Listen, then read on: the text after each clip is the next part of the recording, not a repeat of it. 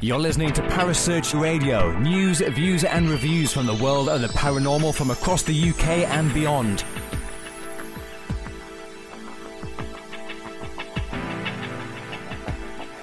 Find us on Facebook, Twitter and the World Wide Web. Parasearch UK Radio.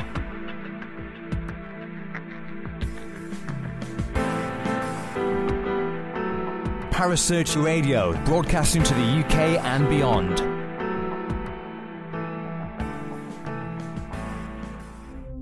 The views and opinions expressed by presenters and guests are their own and do not necessarily reflect the official policy or position of Parasearch Radio or its affiliates and sponsors.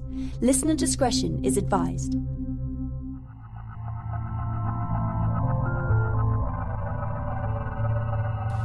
Welcome to Haunted Histories with your host Penny G. Morgan, right here on Parasearch Radio.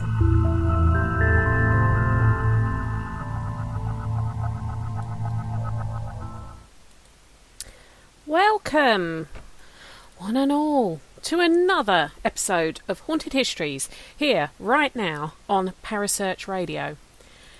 I'm your host for the next hour or so of your life, so sit back, enjoy the journey, listen to yours truly, Penny G. Morgan, talk about all things weird and wonderful. Right, I'm going to whinge now. Can I just say, I'm over winter. I've had enough. I want it to warm up. I don't like the cold. And I've spent most of today shivering and unable to get warm enough. And I'm watching my heating bill going up by the minute. So if spring would actually like to appear with temperatures into the double figures, I would appreciate it. Thanks. Anyway, on to things of a more supernatural stance. Tonight's show, we get to talk with the very friendly and the quite lovely Vanessa Mitchell, who you've probably seen on television or read accounts regarding her property, The Cage. Or you may even have read the book that she co-wrote with former Haunted Histories guest and frequent flyer on this show, Richard Eastept, called Spirits of the Cage. So when you think of Essex, what actually springs to mind? White stilettos, Lambrini, Towie. What about the witches? Remember? And hi James, hi Kerry, hi Kaz, hi the Ouija brothers. Remember the infamous Matthew Hopkins lived in Manningtree, Witchfinder General? Essex has got an incredibly strong connection with witchcraft. But what about if we go even further back? What about the Vikings? Well, for our short history lesson tonight, and I promise it is short so nobody needs to bring me chocolate or fruit or wine to get me to cut it even shorter, I'm going to tell you a bit about the name St. Osyth, which is where the cage is, and who the owner of which we're going to be hearing from shortly, Vanessa. And some of the Dark Age tales about the place, which maybe give even more credence to why this site is as active as it is. And maybe it's not just down to just one period in time. Well, legend has it that Osyth, and there are various spellings of her name, was born in Quarrendon in Buckinghamshire, at that time was part of Mercia. She was the daughter of Frithwold, a sub-king of Mercia in Surrey, and was a niece of St. Edith of Aylesbury and St. Edburga of Bicester. Her mother was Wilburga, the daughter of the pagan king Penda of Mercia. Mercia is now what we would know as the Midlands. Well, Osyth actually wanted to be a nun, and she wanted to follow a more religious life. But due to her heritage, that was never going to happen. And her father, you could perhaps say, hi Rich, forced her into a marriage with the Essex king, Siggeir. Now, just to prove how important Essex was, and I'm a bona fide Essex girl, I don't care, This was the kingdom of East Saxons. Hi Johnny, thanks ever so much. Which covered what we now know as Essex, Middlesex, Hertfordshire, and for a short while, Kent. So all those people who moved to Hertfordshire to say they want to get away from Essex, you were part of Essex at one point, whether you like it or not. Ha! So this would have been a pretty important cross-kingdom marriage, as I'm sure you can see. Well, as a wife, she did her job and gave Siggeir a male heir.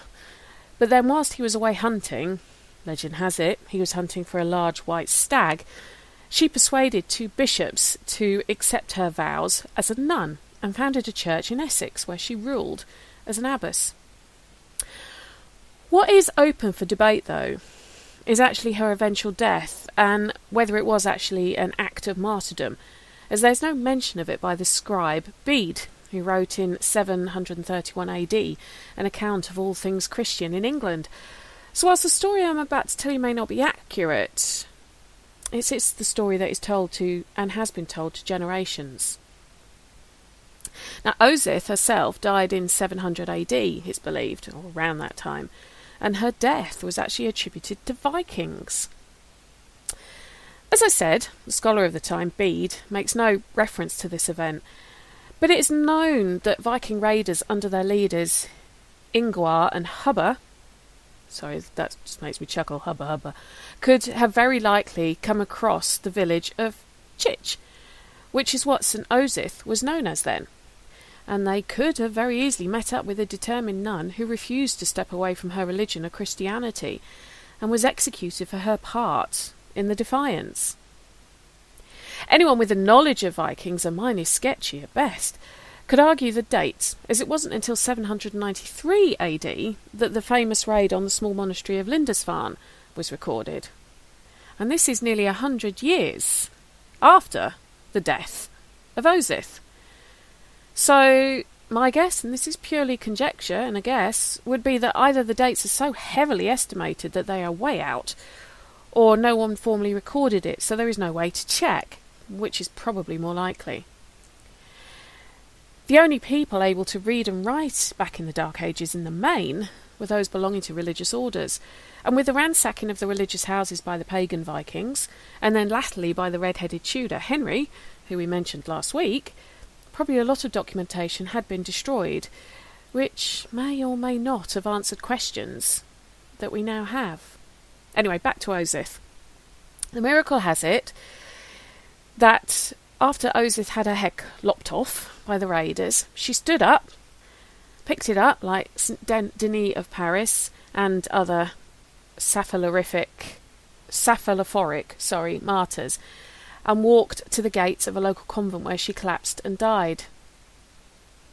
Cephalophoric. Real word that. Googled it. Even Googled how to pronounce it. Look it up. I'm not doing all the work here, you know. Anyway, the present church of St. Peter and St. Paul stands on the site of the original church that St. Osith founded. Local tradition says that on October the 7th every year, she revisits the scene of her martyrdom, walking with her head in her hand. And I agree with you, Kaz, as a historian, when you hear documents have been destroyed, it breaks your heart. You can nick that, Kerry, once you look up what it means. You need to look up what it means first. But it is good, isn't it? Cephalophoric.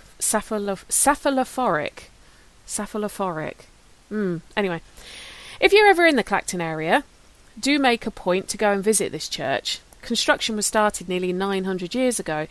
Plus you also have the remains of the most beautiful priory founded a few years after the church, which the current owners are hoping to turn into something wonderful for the community. That's after they've built a shed loads of houses on the land, but the priory itself is a protected building. And it's someone like me hopes that this wonderful that they're going to do can include something that appeals to fans of the paranormal, maybe. Nice investigation at St. Osith Priory would be good.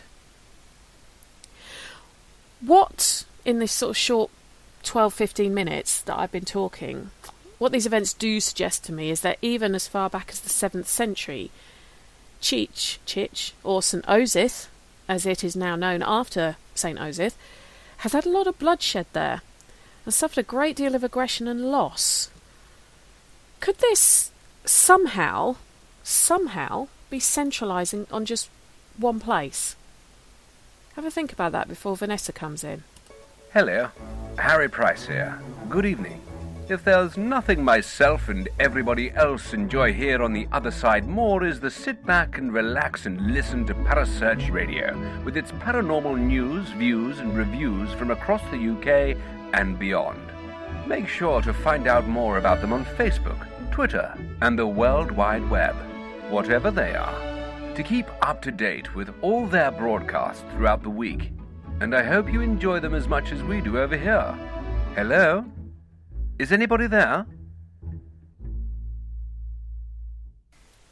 Right, and now I am joined by fellow Essex girl, Vanessa Mitchell of The Cage. Hi Vanessa, how are you? Hi, I'm fine, thank you. How are you? Thanks very much for having me on. Oh, thanks ever so much for agreeing to do it, because you're a well-known name in the industry, so I was very pleasantly sort of pleased when you said you'd do the show, because your story has intrigued me for a good few years since it started sort of being in the press and everything else. And for those people who don't know who Nessa is, she's the actual owner of The Cage in St Osyth. Now, if you don't know what The Cage is, Vanessa's probably the best person to describe it to you. How would you describe The Cage to someone who's never heard of it? Well, The Cage is what used to be. It's a former medieval prison, which, when I brought it, and for many years since a medieval prison, is a residence, is a cottage. Mm-hmm. Essentially, it's now a cottage that was obviously converted from it being a medieval prison going back 300-400 years ago. Mm-hmm. So I actually brought it as a home, mm-hmm. Somewhere I wanted to live, somewhere I fell in love with, and somewhere, you know, to live and to be happy. And that was certainly my intention when I bought it. Right. Now, you bought it back in 2004, yeah. I believe. Did you, because you're from the area, aren't you? You're from the St Osyth area. Yeah. Did you know any of the sort of stories and the almost like urban legends that surrounded it? To be honest, well, I actually, my childhood house was up that road, Colchester Road, right. And I pass it every day to and back from school. Mm-hmm. So it was a house that was very familiar to me. Mm-hmm. And of course, I knew there was a plaque on the outside saying Ursula Kemp, you know, that there was a witch there called Ursula Kemp. But that's pretty much as I knew. Even as an adult, I hadn't researched it. I think you kind of take places for granted in your own area. I didn't really research it. I knew that a witch was kept there from the plaque outside, and honestly, I didn't do any more research into it than that when I initially decided I wanted to buy it. So I can't say, no, I knew the history. I didn't really hear any urban legends about it. I've heard many, many since, purely because I've asked and because people have told me. But at the time, no, honestly, I can honestly tell you, hand on heart, I didn't. I just knew it used to be a medieval prison and honestly didn't think too much about it apart from that. Right. Okay. So you moved in, and I believe you originally were sharing with a friend. You and a friend moved in.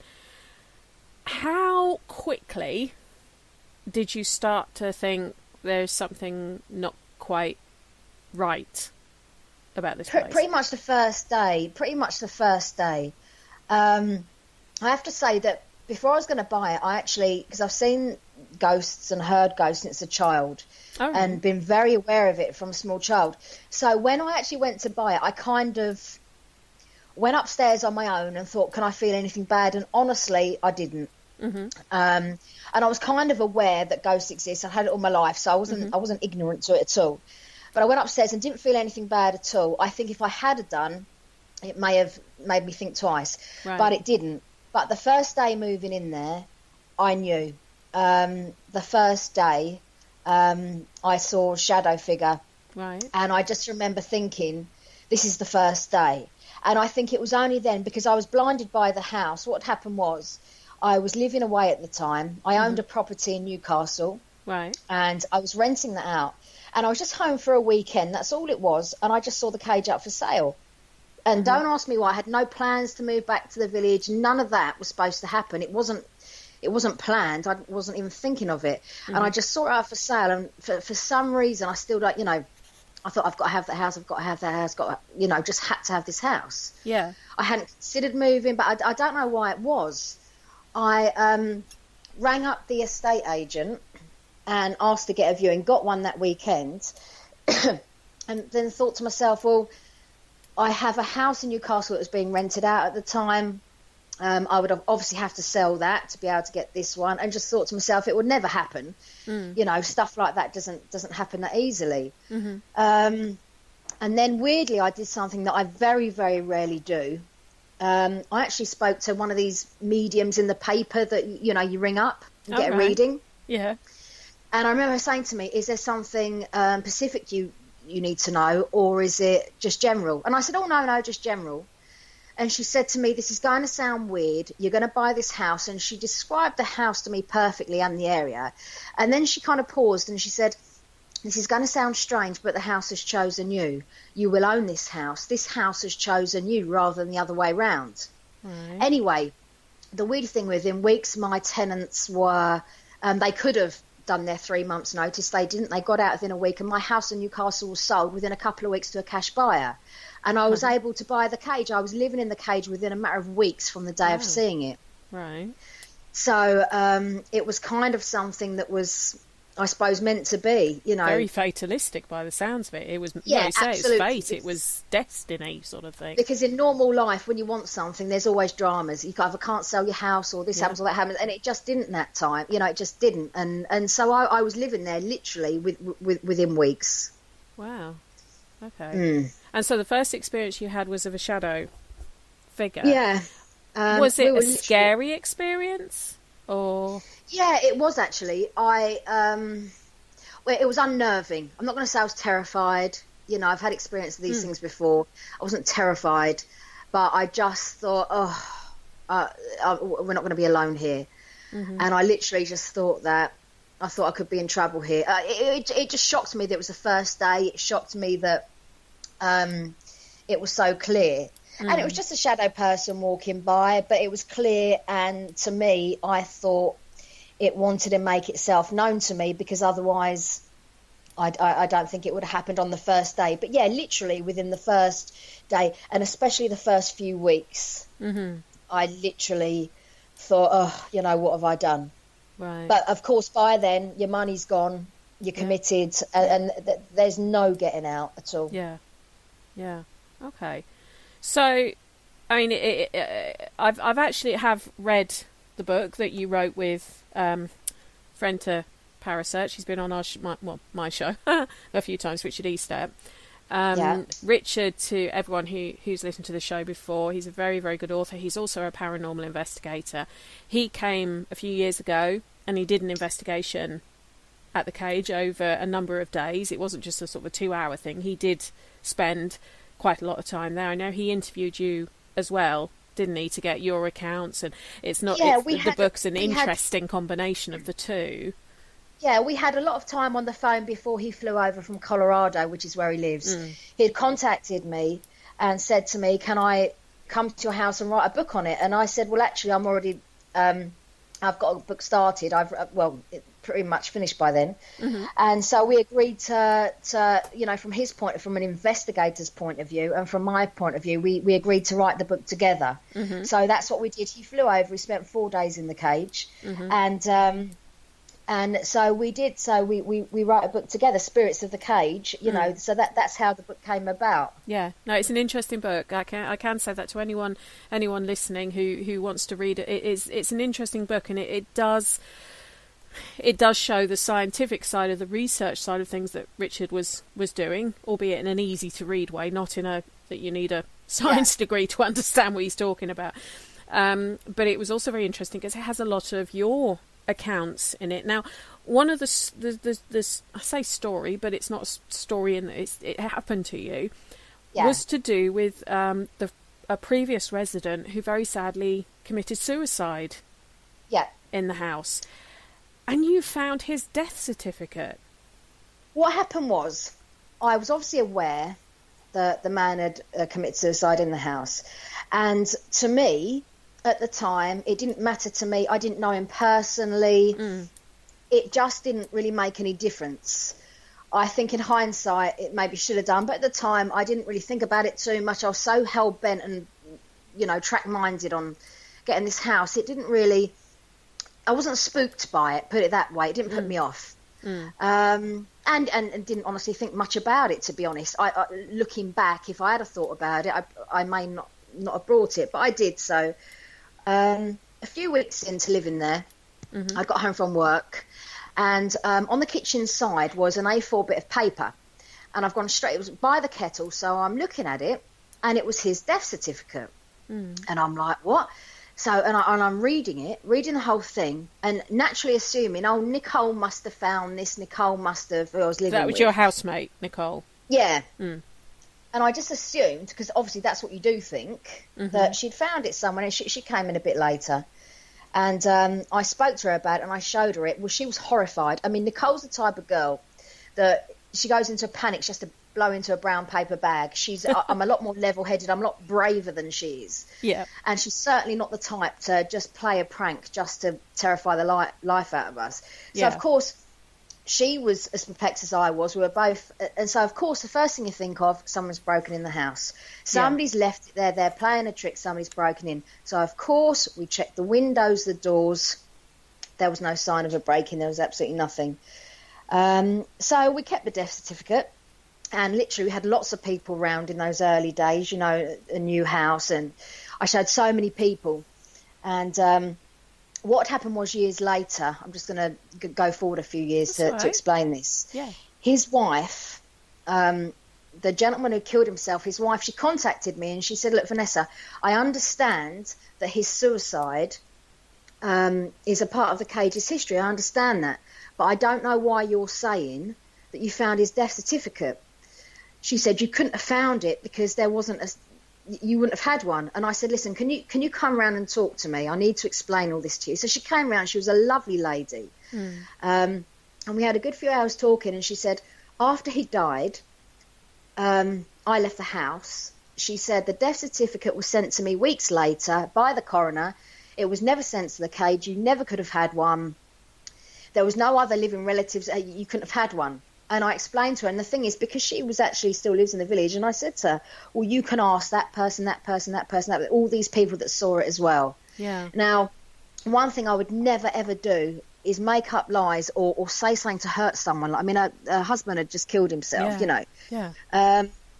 And I don't know. It appeared, and then she said, have you still got it? And the thing was, it disappeared because weeks and weeks later, I'd gone to show someone else and we couldn't find it. And to this day, it appeared and it disappeared. I can't tell you how it got there. I can't tell you how it went. All I know is it happened. Lots and lots of people saw it because we were trying to work it out as somebody playing a joke. Have we got any enemies? You do all of these natural things in your brain to try and understand why it would be there. We never got to the bottom of it. We still don't know why. Since then I've learnt about apporting, and spirits can do that as a warning or as a sign or something. Well, that was going to be my question to you, Ness. Do you have a belief, a thought as to why it happened? Well, when you break down every logical thing, because the thing is, what you don't want in any house like that, what you don't want is it to be what you think it is. You rationalise. Yep. It's this, it's that. It fell down the side of a cupboard and a gust of wind blew it up. Anything you try and convince your brain that it's not what you... But, you try and rationalise because you have to. Yeah. Because you don't want to live with what it could be. We never found a rational explanation. She said there was only one sent. It was sent to her. She still has it. I couldn't have had it. And I'm telling you, and lots and lots of other people found it. It got there one day. Nobody had broken into the house. Nobody had a spare key. Then we're thinking, right, the previous owners. But they're a mature couple. Why would they have done it? Break into a house to risk getting arrested. None of it made any sense. And most things in that house over the years didn't make any sense. But that was, I think, probably the first most shocking thing. And it's like, what? how can this happen? I think that was the first thing where I just really thought to myself, Jesus, there's something really wrong with this house. Do you think it's the spirit, though, of this poor man trying to say to you, I am actually here, I'm watching you, in a good way, I'm watching over you? I would say it has to be something like that. I'm not going to say I know the answers. No. I would say it has to be. I don't know. I don't know otherwise why it turned up. Was it him that did it? Was it another spirit in there that did it as a warning, as a sign? It must be something like that, because I literally exhausted all other possibilities. I don't really know is the honest answer, but I know it happened, and I know it turned up, and I know lots and lots of people saw it, and lots of witnesses. I don't really know why it happened. I assume if I was going to make a bet on it, it would be him saying, I'm here, or be careful. But of course, I'll never probably ever really know. No, but, you know, you're working on, using your gut feeling on things is sometimes quite a good way of, you know, explaining why things happen. So he's possibly, if it was him, he's one of the nicer spirits there. He's trying to look after you. He's trying to care for you. Were there any other spirits that didn't seem to want to hurt anyone? Okay, look, you've got to understand about the house. The activity was daily. It was constant, and it was daily. It was hostile. Some things are okay. Some things just happen. Something would just fly across the room. Or I remember on one occasion standing by the fridge freezer talking to my friend at Christmas, and then all the magnets on the fridge freezer just flew across the room. The activity was constant. It was on pretty much a daily basis. There were bad ones there. There were good ones there. I felt both in 3 years. It's hard to pinpoint what exact thing, was that a good one or a bad one. I don't know that. But what I do know is when something happened, you get an instinct. And a couple of ghosts I saw in there, and I was just amazed. I was just, oh my God, that's amazing. I felt amazed. And sometimes some smaller things would happen, and I had the fear of God in me. I was terrified.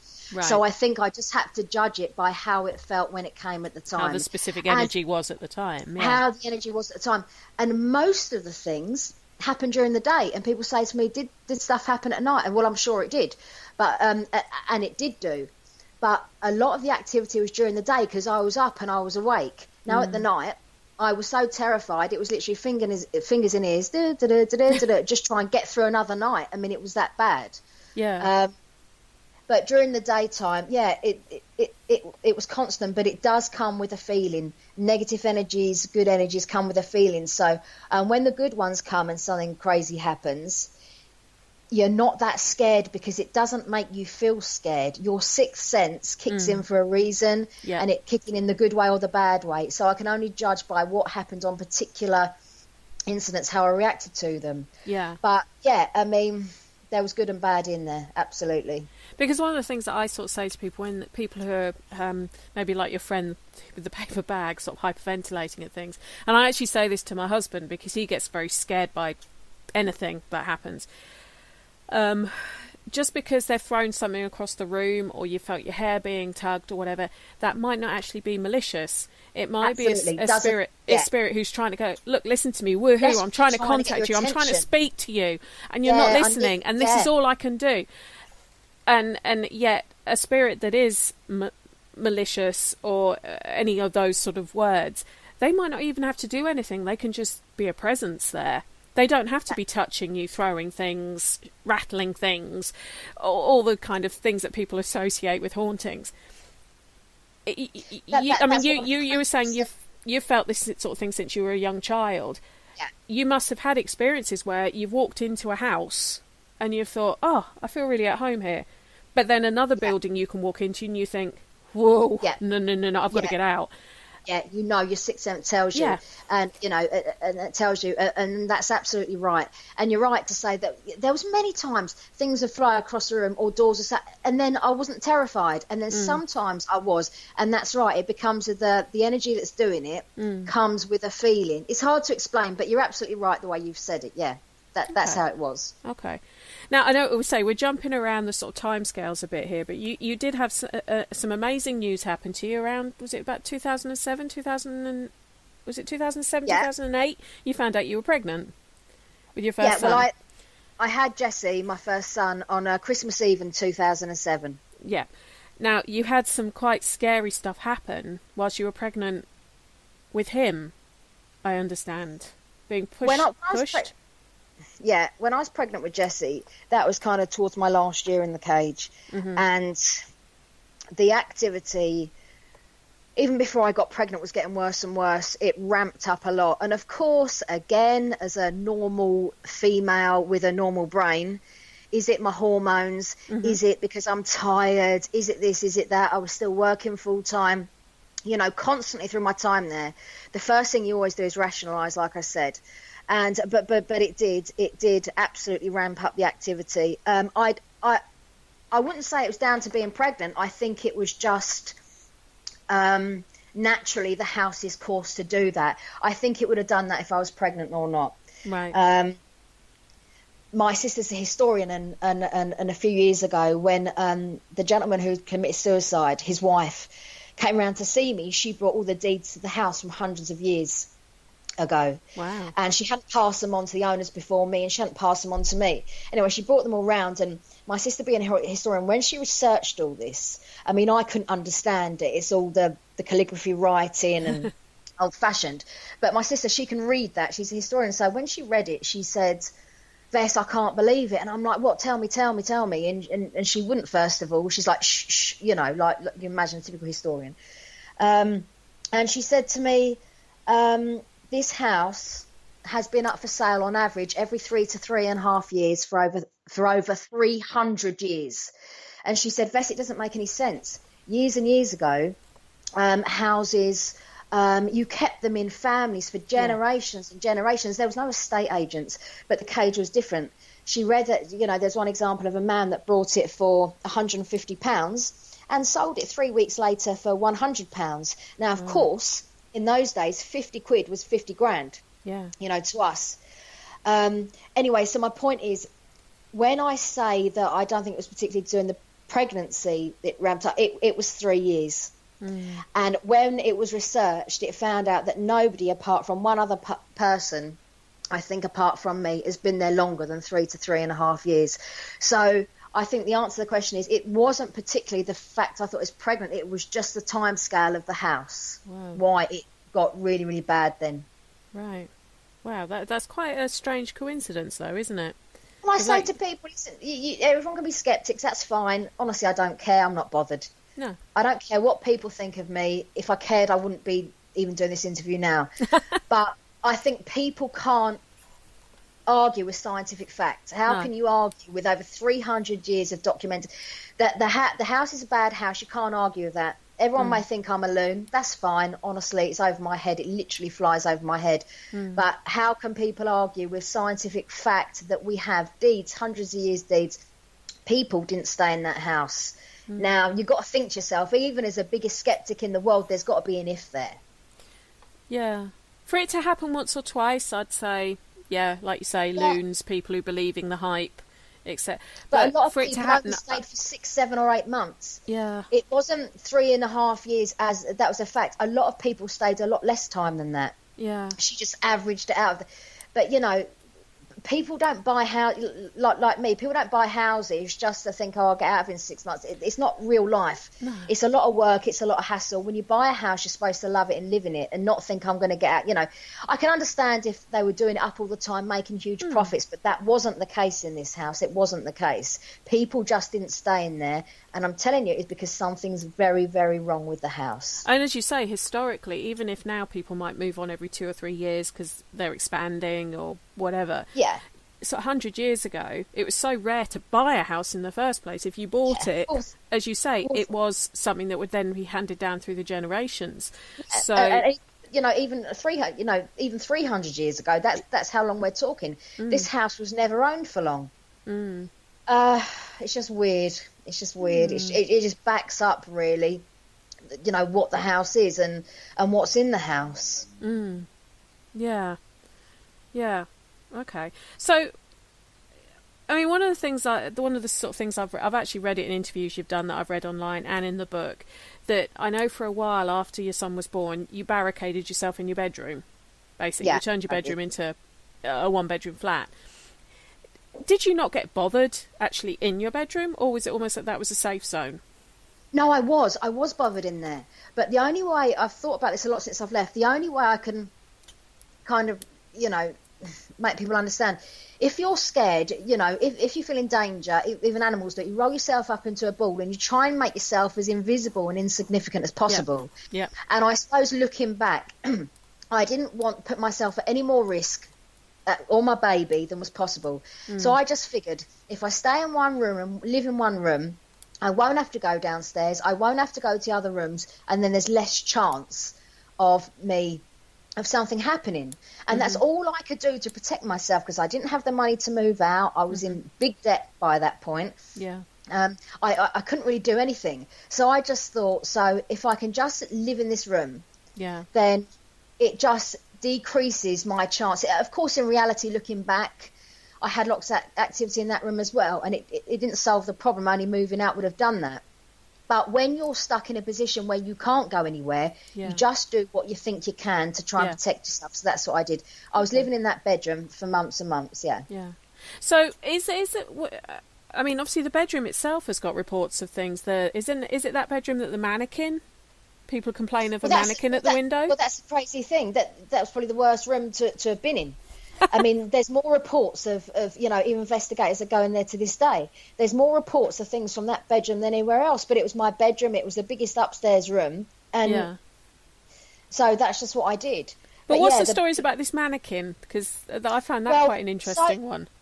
So many people have said to me, since I've left the cage... and I've heard of people saying, way before I brought it, oh, there's a lady in the top window. Now, what people say is they drive past, and the top bed, which would have been my bedroom window, there's a lady standing there. Now, I'd heard the stories, and you do think a lot of it's poetic license. You do think, oh, right, you just, whatever, I didn't think all of it was true, to be honest, but then so many people were saying it. And then one day, a very, very close friend of mine, Mari, I used to work with her, and she heard her friend down from Scotland, and they were driving past my house, and I hadn't actually seen Mari for quite a while before this happened. And she contacted me, and she said, Ness, she said, my friend was down, we were driving past your house, and this girl turned to her and said, I thought your mate's house is supposed to be haunted. And Mari said, well, it is. And this girl said, well, why has she got a mannequin standing at the window then? Why would she do that? If the house is genuinely haunted, why has she got a mannequin of a lady standing at the window? Because it makes her look silly. Anyway, so Mari's rang me. I'm like, Mari, there's no mannequin at the window. There never has been. It's just and I thought it must be the lady. And then a couple of years ago, I was waiting outside school to collect my son, and a lady came to me. She knocked on my car. I'd never met before. She knocked on my car window, and she said, are you Vanessa that owns a cage? I said, yeah. She said, I need to tell you something. She said, I know it was about 10:15 because I was a bit late for work. And she said, I was driving past the house, and she said, I looked up and I saw a lady at the window. She said, I slowed the car down, and she said, I got a good look at this lady. And I said, well, what does she look like? She said, well, I work with, she works in old folks' homes. Well, she does palliative care. And she said to me, I know what the dying and the dead look like. And she said, I've got to tell you, she looked like she was dead. She said she was gaunt. She said, I could even see how thin her hair was. And she literally stopped, and she was staring at this woman at the window. Now, so many people have... Now, I can't lie, I've never seen her. Wow. I've never seen her at the window. I've looked ever since. I've never seen her myself. But so many people who aren't ghost hunters who aren't there to find something. Yeah. So many over the years have said to me, there's a lady at the window. Well, there must be. I haven't seen her, but it's too many people, too many reports. And people who have got nothing to gain from it, Yeah. So I'm sure she's there. And, yeah, that was my bedroom that I'd that I'd locked myself away in. But did anything, I mean, we were talking about the different energies, that things that happen don't necessarily mean it's something nasty. It can actually just be a spirit trying to get your attention. It doesn't mean they're going to hurt you or anything like that. Yeah. Was the feeling in your bedroom ever frightening for you? Or, yeah, always. I mean, it was. The whole house, you know, I wouldn't have left that. I wouldn't have left my home. I wouldn't have left it if it was just the odd thing. Mm-hmm. Now, I've seen ghosts since I was a child. I'm used to that. I wouldn't have left it if it was the odd thing. But it became ridiculous. It was hostile. It wasn't just not very nice feeling. Right. It was hostile, and it became that bad that I actually had to leave my home, pack up my baby, get into massive debt for, and leave a house I still had a massive mortgage on. Yeah. And just go and leave it and go to pay to live somewhere else. People don't do that. Normal people in life don't do that, and I certainly wouldn't have done it unless it was bad enough. And it was bad enough. It was completely where I just couldn't put up on any basis in my brain. I'd gone through it all. I just couldn't. I couldn't stay there. You know, I just couldn't. It just got too bad. Yeah. Yeah. Okay. So there wasn't any one part of the house that you felt safe in. No. Right. No. It's a small house. You know, you've got 2 rooms downstairs and a kitchen and a little toilet, and upstairs 2 bedrooms and a bathroom. Right. It's a cottage. It's not a huge house. And no, there wasn't a safe place for me anywhere. I chose my bedroom because that was it. In maths, that was the best place because I slept there. There was a TV in there. Jessie's cot was in there. I mean, I would get in from work. I'd have a packed lunch. I'd have a flask of tea or coffee. I'd eat my dinner in there. Anything, so I didn't actually have to go downstairs or go to the toilet. I prepared myself every single night, so I just didn't have to go out to the rest of the house. It didn't really work. It didn't do me much good. Yeah. But that was the only thing I could think of to do. I just didn't know what to do. So is it just women who felt this hostility in the house, or did any men feel it too? No, I think when you get that, that's not specific to one gender. Right. I think over the years, men and women, I don't think they would just decide to go for women, not at all. Right. I've had lots of friends in there that have been males who have felt exactly the same thing, and they've had really bad experiences in there. Yeah, this wasn't just targeted at women. Oh, the reason I asked that is because of the fact it was a witches' prison. Obviously, most witches are expected to be women, and I know I was going to mention the jailer or the shadow man. We obviously don't know if the two are the same, but it could be. They might not be. We don't know. Whoever this person was who seemed to enjoy torturing women obviously was, pretty despicable. But I don't think it's just about that. I think it's layers and layers and layers of history and the land it's built on even. This house isn't just about the witches and the jailer. There's so many. I mean, for one, if you imagine, of course, in generations back, people died in their houses naturally and their bodies would be there for days. This is so many layers and layers, and even the land it's built on. This haunting wasn't just particularly to the witches and to the jailer. There's so much there. There's so much activity. I mean, if you imagine you're a witch and you're kept in there. Yeah. Now, I'm sure, and you're angry. You're never going to see your children again. It's unfair. Why are you kept in there? Now, I'm sure, if they could do curses, if they were, you'd do it. I mean, I'm sure I would. And I think stuff has been conjured up in there over the years. I don't think we're just talking unhappy ladies and a jailer, because I think I could have dealt with that, to be honest. Right. I think in my experiences from a child, I think that wouldn't have been enough to run me out of my own house. Right. It wouldn't have been enough. I would have lived with it. I would have found a way to deal with it. That wouldn't have been enough to let me abandon a house, which I loved, and live somewhere else and put myself in debt for the rest of my life. That wouldn't have been enough. There's a lot more to the house than that. I mean, the children in there, you could hear them. You sit downstairs and you can hear children running about upstairs. You can hear them. You can hear them talk. You can hear them laugh. You can never really hear what they say 100%, but you can hear the whispers. You can hear them. You can hear them thumping, running upstairs. When you sit there, there's no, that could have been children that were kept in the prison. Obviously, medieval prisons kept a lot of children. Yes. You stole a loaf of bread in those days. Yep. You'd have been hung if you were 6 or 7, regardless. Mm-hmm. But I think it's just so many layers of so many different spirits and so many unhappy souls. I mean, if you go back to the nature of the house from 200-300 years ago, I mean, it was a bad place. You were never going to be in that house, and unless it was for a bad position, to be in the prison. I also found out after I left, plague victims were sent there to die, which of course I didn't know. Wow. The village lockup, they've got the plague, shove them in there. So I found out so much, and I just think it's so many layers. I don't think I'd ever pinpoint it to it was those three. Yeah. I think there's so many. I just think the house is a portal, and I think I also think they graduate to the house. It's quite it's quite bad. It's bad there. It's bad. Yeah. Okay. So you mentioned that you've seen things and experienced things since you were a child. Have you ever thought of writing a book about all of your experiences and not just the cage? Well, funny you should say that. I've started after Spirits of the Cage with Richard. I've started writing from my own personal experiences from a child. So going back from, I think I was probably about 4 or 5 when I first started seeing. And it's about my experiences as a child, as a teenager, as a young adult, and up till modern day. And that's called actually Secrets of the Cage. That's called Secrets of the Cage.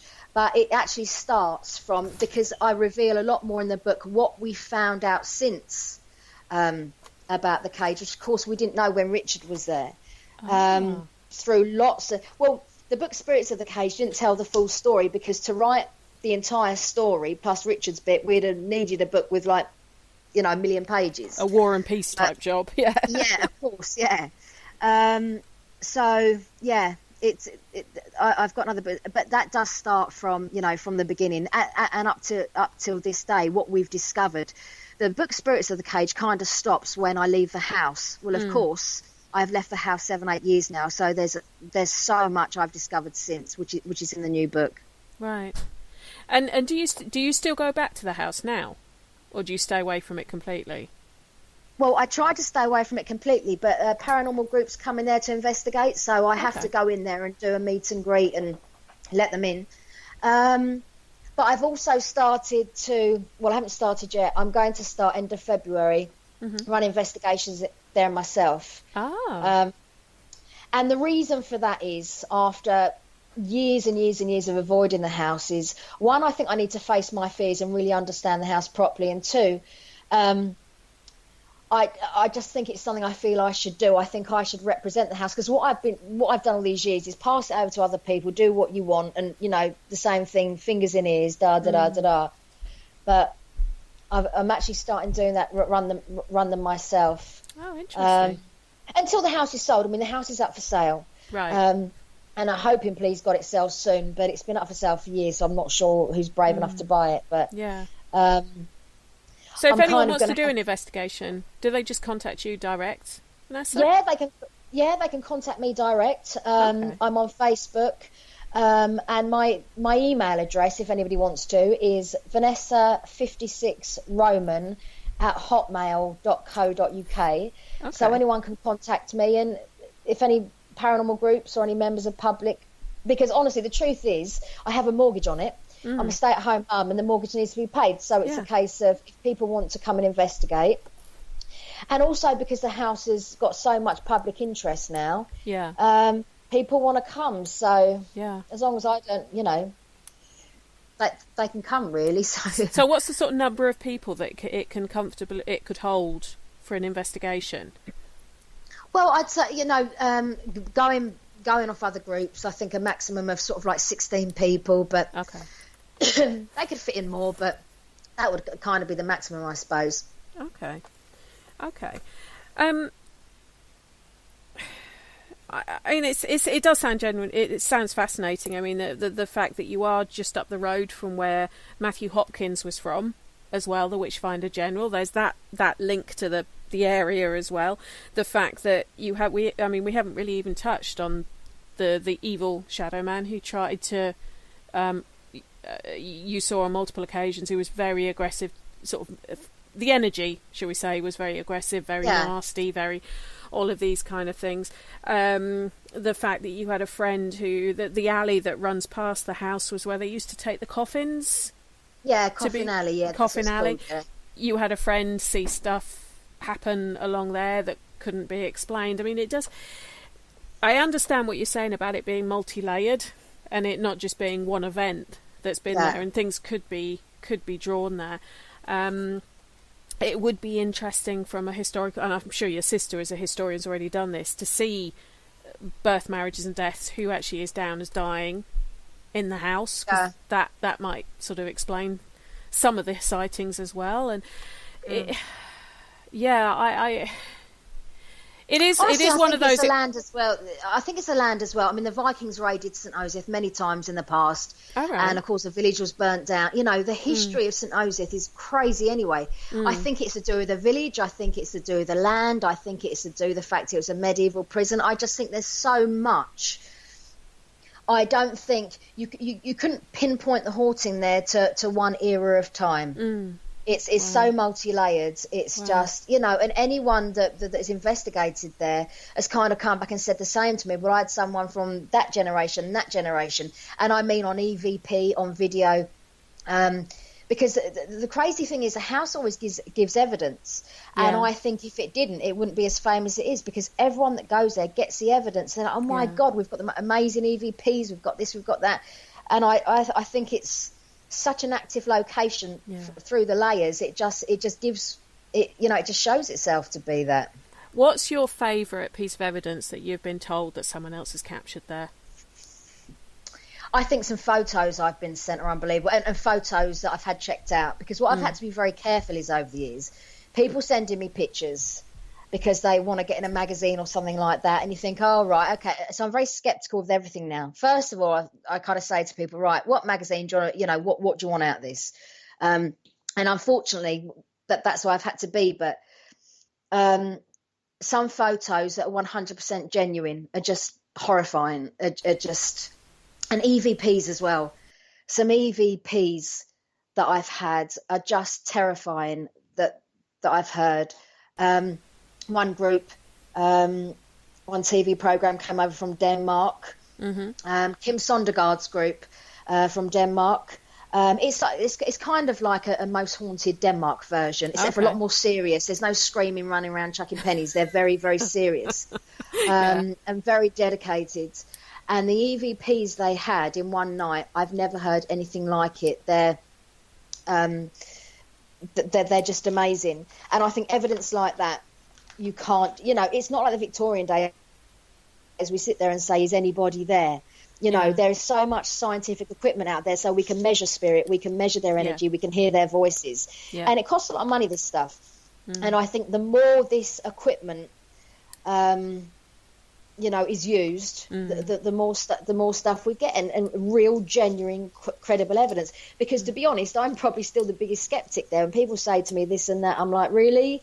Right, you know, I have to be, because otherwise I'd, you know, I just think I have to be. I have to make sure that I know that it's not just all fake, because I wouldn't want it to be. I'm not interested in anything being faked. No, I agree. Well, I can honestly say it's been an absolute pleasure talking to you. I will be contacting you to come and see the cage, because it's rare to find somewhere that is so active, and well, so many people experience the activity. It's not just one or two people. So I will be in touch. Okay, then. Thank you so much for your time tonight. What people don't realise is we did have a few problems with this, which getting the recording to work properly, which apparently is also quite synonymous whenever Vanessa wants to talk about the building. So literally, in years of what's happened, we've only had a fraction of the time to me to tell you about it. There's so much more to say, but of course our time is limited. But it is. Well, tell you what, Ness. When you get your next book out, come back on. Okay, my darling, that'd be lovely. I'll definitely do that. Well, if anyone does want to contact Vanessa and inquire about doing an investigation at the cage, you've got the information on the programme. We'll also put it on our Facebook page for you as well. But all that leaves me to say is, don't forget, shows on every night of the week on Parasearch, and you can listen to them after the event as well. And basically, have a good evening, sleep tight, and don't worry too much about things that go bump in the night. Thank you for listening. Don't forget to join us for more shows throughout the week. Find us on Facebook, Twitter, and the World Wide Web. to keep up to date with all the shows right here on Parasearch Radio.